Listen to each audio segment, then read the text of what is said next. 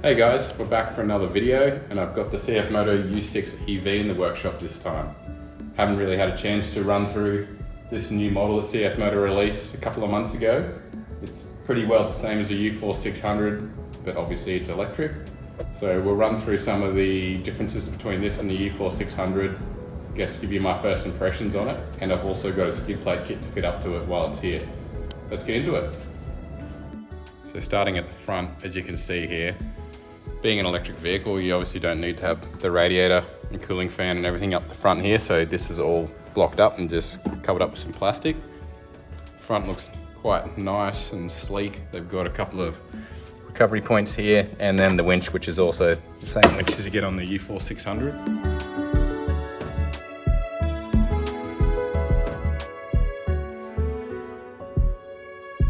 The tyres are probably the big thing you first notice, is that they're more of a sort of all-terrain style pattern.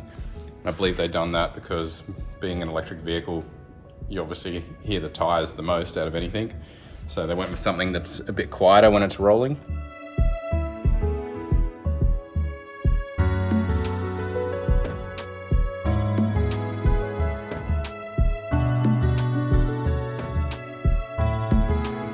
In terms of the actual body shape itself, it's all exactly the same as the U4 600. So a lot of the componentry, or the main componentry anyway, from the U4 600 has been brought across to the U6 EV. So it's got the same sort of height in the cabin here, the same width, same length. I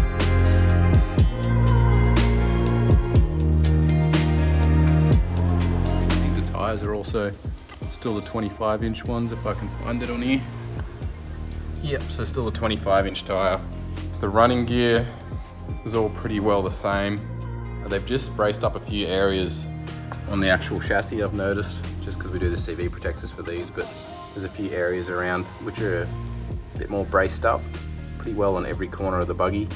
I believe that might just be due to the fact that electric motor's got such high torque down low just to stop it all twisting, but I am speculating there. Not sure if they're going to do that to the U4 600 models in the future. You still got the tipping tray like you do with the U4 600. I might actually just scoot these skid plates off the back of the tray there so I can lift that up, and then we'll have a bit of a look under there.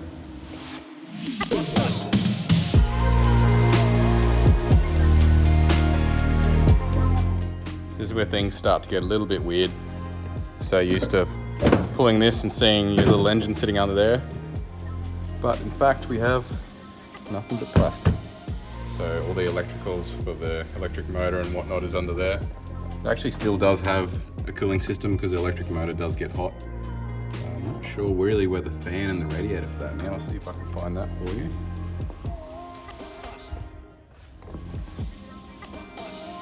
So there's a little header tank here. The fan must be underneath all of this. I don't really want to take any of this off because it is brand new, but maybe when you take the skid plates off from underneath, we'll be able to have a look up from the bottom. Just getting onto the interior now and in the cab. So CFMoto have spent quite a bit of time getting this interior all dialed in. It's really quite nice.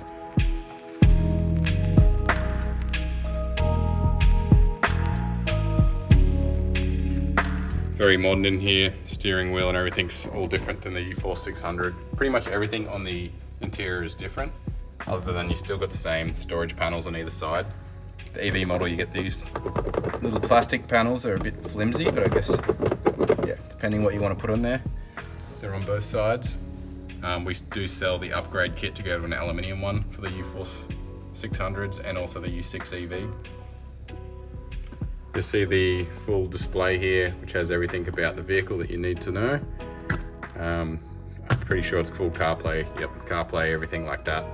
Because it's also got this pretty wild speaker setup behind your head here. This is standard with them. All the rocker switches are down here. Got the winch control already on a rocker switch, which is handy. You don't need to have a winch remote, but it does look like they come with a winch remote handle as well. Everything's push button being electric, so you just put your foot on the brake and you can select which gear you want to be in. Does, I feel anyway, I'm getting used to it, but there's a few combinations of buttons and brake pedals that you have to learn to make sure you don't put it into gear and it's nobody sitting in here and ready for it. There's all these other options like turf R-lock. That must be for the rear locker, I would say. Downhill descent mode, all pretty nifty. You've got USB outlets here. So you got a standard USB and then the USB-C, the mini one. And then you got your standard cigarette plug, which don't know how many people use that anymore, but it's the one there. Diff locks, you got the rear locker here. And then you've got over on the left-hand side, you got your four-wheel drive. And then if you want to go front locker, you can go across one more.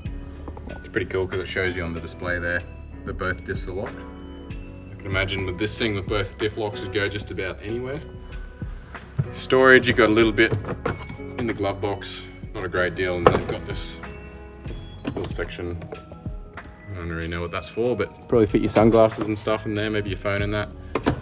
Cup holders, kind of smallish, look a bit smaller than the U4 600. But overall, cockpit feels just like the U4 600, just a bit nicer, a bit more refined if anything. So there's one thing I do really like about the U6 EV, and that is these seats. They're super comfortable. They've got a little bit of bolstering, because I do find on my U4 600 that when you're going around corners, you kind of want to slide out of it. So may consider getting myself a set of seats to upgrade the ones on my U4 600 to these.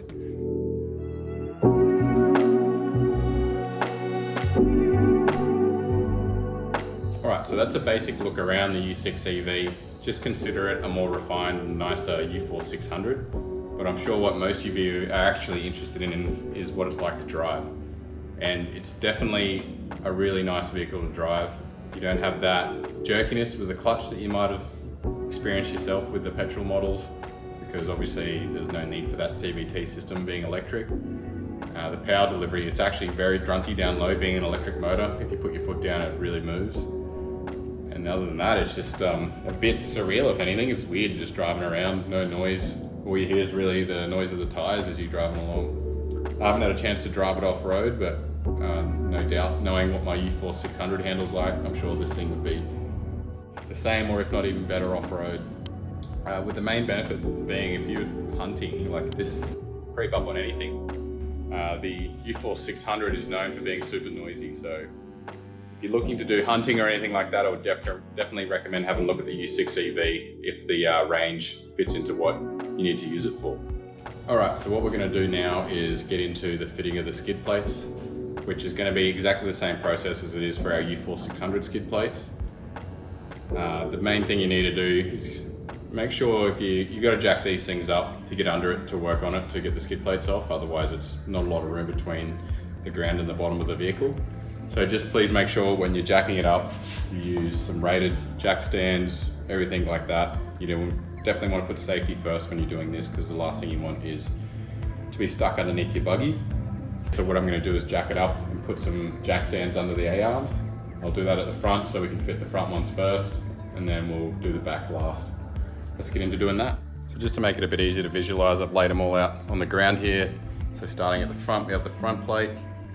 Then we have our largest one, which is that middle plate there, and then it's a front section of the middle plate and the rear section of the middle plate. We've got the kind of wing areas, which are in two pieces as well, and the rear plate here. I'm going to start by putting the front plate on and work my way back. In the kit, you'll also receive a big bag of these skid plate washers. So what these do is they'll go into the mounting holes like that, and they actually protect the bolt head, because the bolt head sits inside that washer there. It stops it from getting knocked off when you're sliding over things. It also allows for a bit of movement, because between each buggy, depending on the day of production, etc., you get slight tolerance variances in where the bolt holes are. So these actually pretty cool little thing, because they allow a little bit of tolerance and everything. You will also have a handful of these that are, these are M6, but there'll be M8 ones as well, and they're for the outer of these wings where the skid plates usually bolt up. If you've got side steps, they still fit fine on these. I'll run you through that when we get to it. All right, let's jack this thing up and get fitting. All right, so now we've got it all jacked up off the ground. We're just gonna use our 10mm socket. You can use either a spanner or an impact driver and just take off this front plate.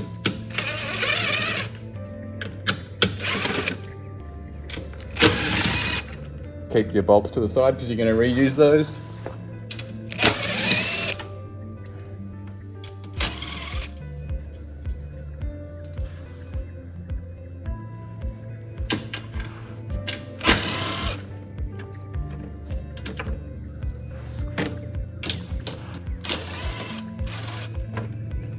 And down comes the plastic one, which is honestly pretty useless. And then we can get our aluminium one and pop it up there. Alright, we've got our first plate. So we just want to put it so the InSinct is readable from underneath. I've got the plate the wrong way around. And that will mean that the cutouts will line up with what's there.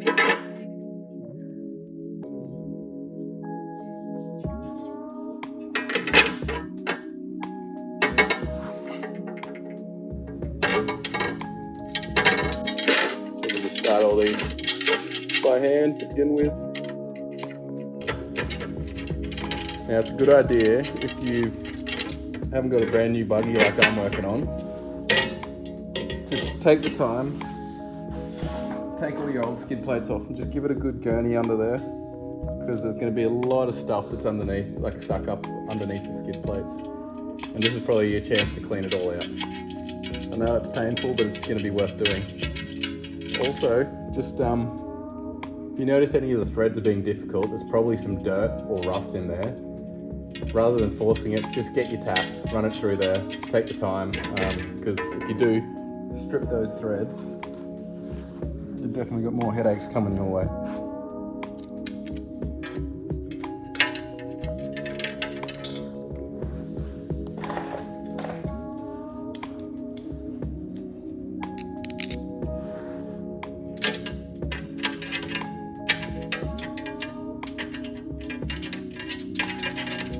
Thankfully, this being a brand new machine, everything's going up beautifully.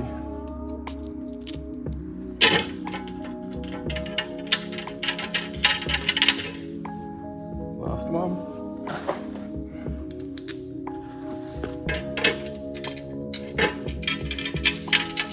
All right, so now we can go back to our impact driver. I like to do the middle ones first.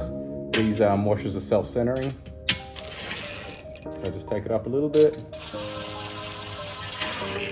This one, we can go to the outside.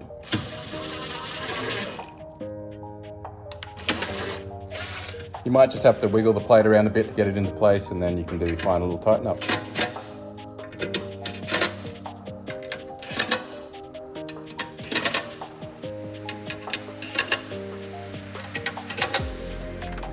Just like that, we have our front plate on. So now what we'll do,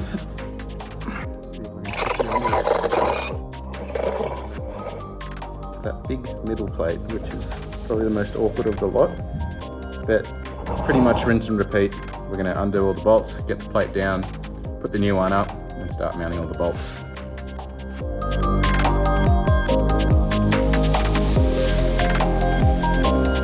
So we've just got that middle plate off, the front middle plate.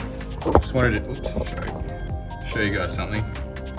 These little tabs for mounting, from brand new, this one's already bent. So you can see this one on that side's nice and straight, but it's quite easy. Just get yourself a shifter and you can just straighten them out. That way your bolt's gonna go in there nicely. All right, I might actually even consider taking this back one off while I'm at it now. This is actually steel. Interesting on the U6. Maybe I'll, well yeah, you haven't got all the stuff in the way here, like shafts and stuff that you have with the U-Force, so maybe I'll just put this middle plate up, make sure it's gonna all fit all right, and then we can take the back one off and continue on. The middle one's definitely the most awkward of the lot, just because it's the heaviest. I mean, it's still aluminium, it's not extremely heavy, but I like to just get a couple of these bolts with the skid plate washers ready to go, so you got something to hold it up there while you're jiggling things around. Make some space. I just like to get about 3 or 4 of these ready, so I can finger tighten them up there and just got something to hold. All right.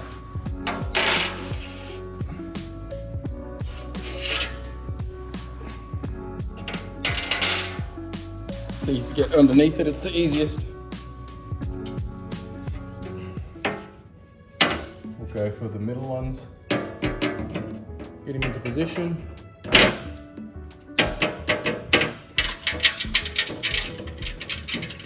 One. Maybe one of the front ones would be nice.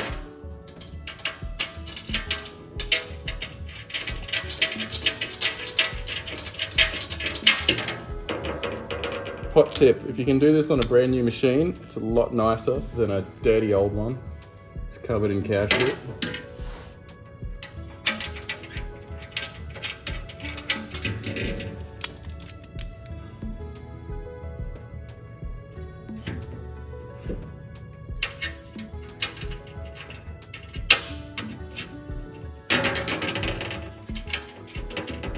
Cool, so we got them ones up.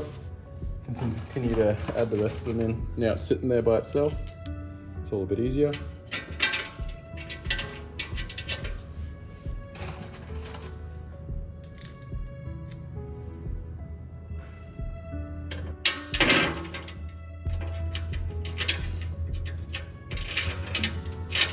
Now we can just get our impact driver and tighten them all up.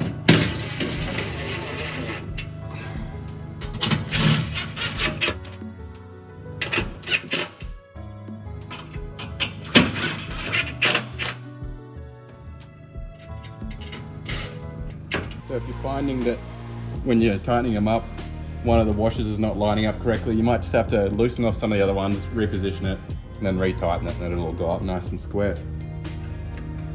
Alrighty.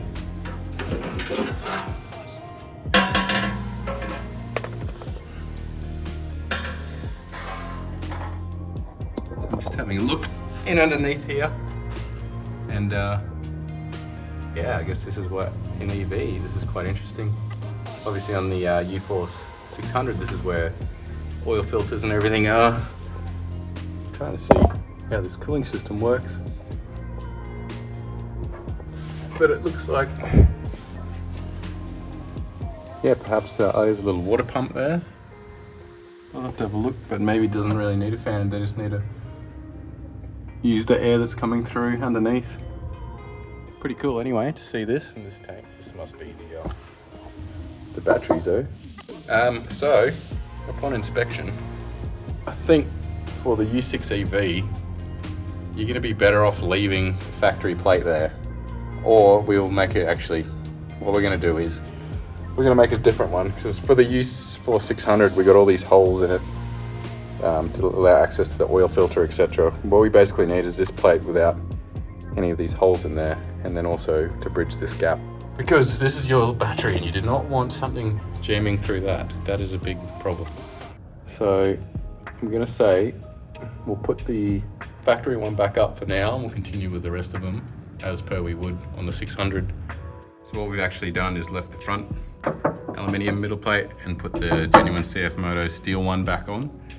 So it turns out our one does not even line up with the holes, so they've changed all of this.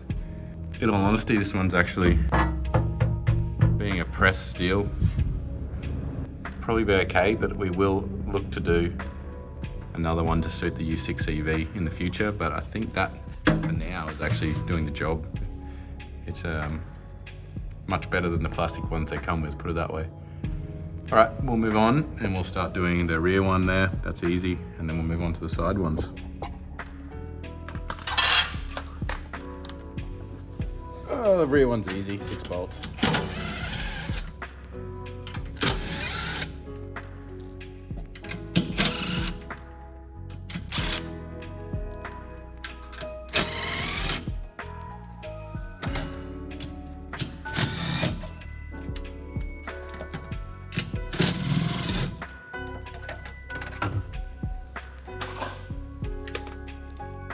Alrighty, so same deal. Skid plate washers, original bolts. Get the InSinct riding around the right way.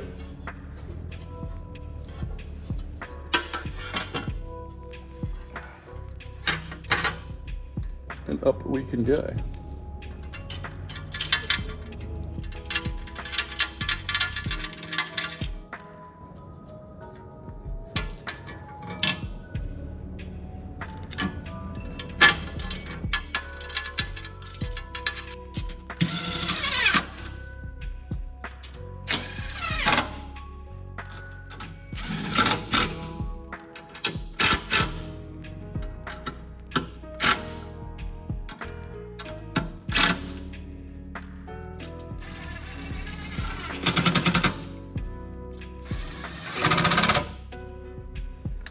And just like that, you've got access to your rear diff drain still, and this other drain here, huge trans it must be, so we're all laughing.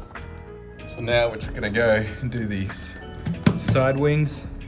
Pretty straightforward, same process, except on the outer of these you actually have some M8 bolts. Usually if you have side steps, they will actually pick up on these M8 bolts as well. But we'll just go ahead and zip them out like we have with the other ones.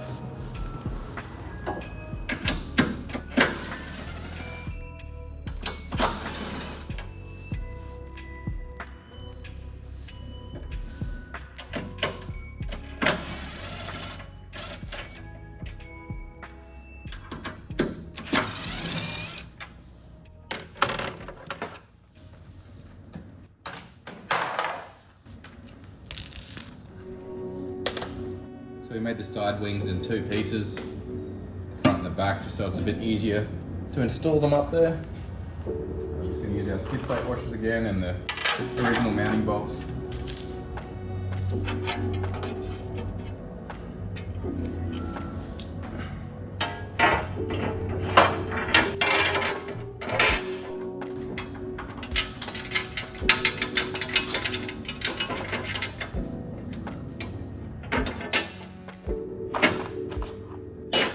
Where it's split, we're actually going to use the skid plate washer to pick up both the front and rear of the plate. Like that. Let this sit there and I can put the rest in.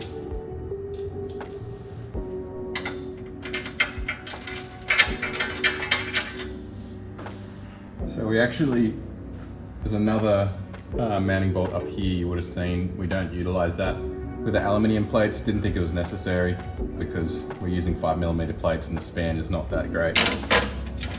That's there, mate. So that's that.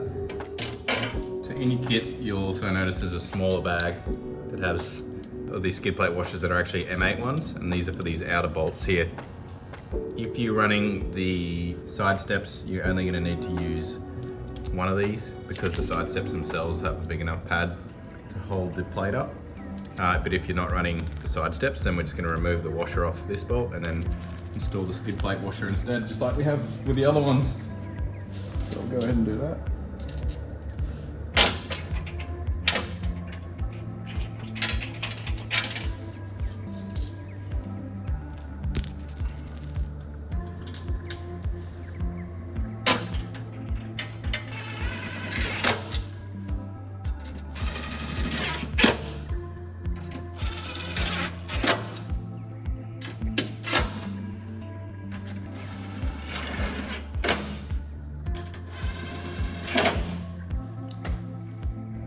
And there we have it, all done. Let's do the final tighten on a few of these. Again, you can, if you feel like the alignment's not perfect, you can just undo a few and shimmy it around until you get it right. But I'm pretty comfortable that that's sitting there nicely. Just running it through. So there you go.